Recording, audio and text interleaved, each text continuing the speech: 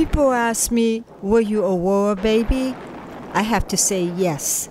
I can remember in the 60s sitting on my balcony and from a far faded distance, I could hear bombs exploding in the background. It was always in the late evening into the early morning. The war in Vietnam was like a sad dream, particularly when the U.S. soldiers got involved. They were there to help prevent a communist takeover of South Vietnam.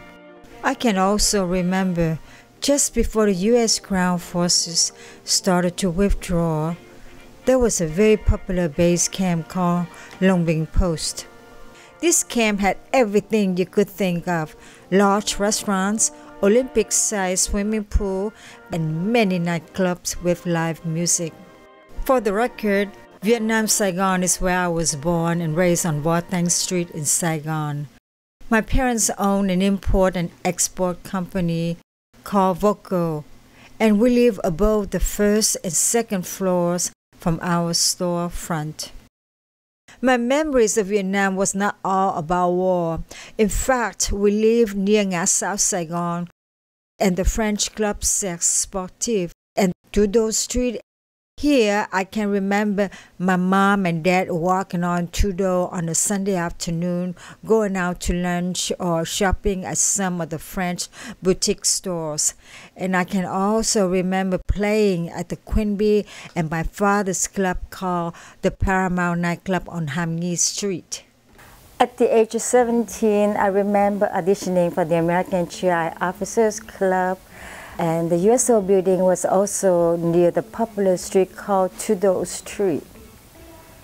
As for the audition, it turned out very well, and I was voted to perform with my band called the Mavericks. I can remember singing songs like Get Ready, Someday We'll Be Together, and Stand By Your Man. It was an exciting time in my life, particularly when the American would yell out the name Sandy. I used the name Sandy back then because it was my favorite American name.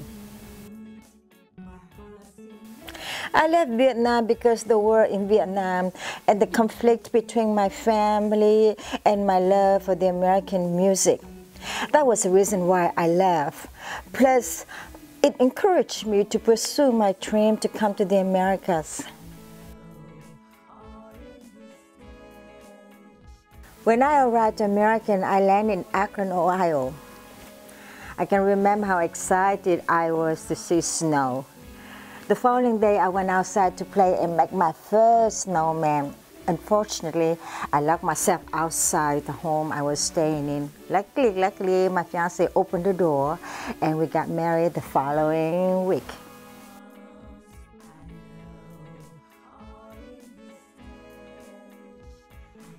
From Akron, Ohio, I moved to New York and downtown Manhattan for 1 year, and eventually I landed to Hollywood, California.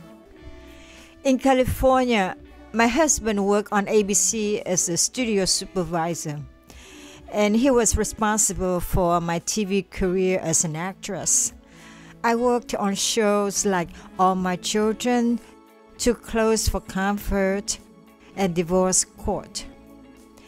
Thereafter, I got an agent and I worked on films such as Don't Cry It's Only Thunder, Rumors of War, Wanted Dead or Alive, China Beach, and several other films, which you can find on imdb.com, which is the Internet Movie Database on the Internet. During my movie and TV career, it was there in Hollywood in 1980 when I joined my brother Alan Wynn's band called the Survivals. This was a top 40s cover band, and we would play songs like Boogie Oogie, Hot Stuff, and I Will Survive. This was also around the time my brother Alan and I began to write original songs.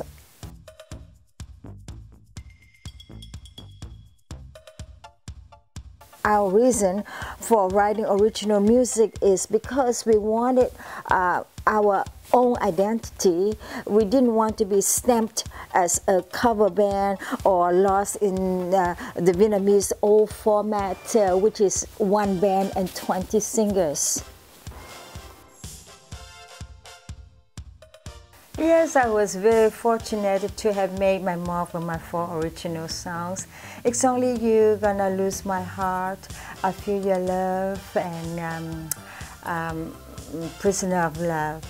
Oh, by the way, Funky Town Record Store in Los Angeles and MC Record Store on Melrose Boulevard in California. These were my first 2 retail stores to sell my vinyl album records. From this point on, I successfully expanded my music career nationally and internationally, along with sales and tours.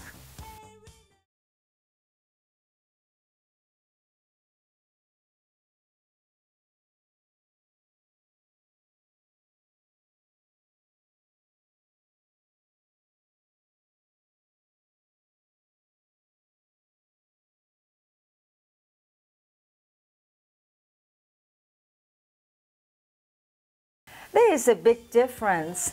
Live bands are being replaced by DJs and people are downloading music for free. And the 80s tribute bands seem to be the favorites today. Also, the 80s music of all styles are getting popular.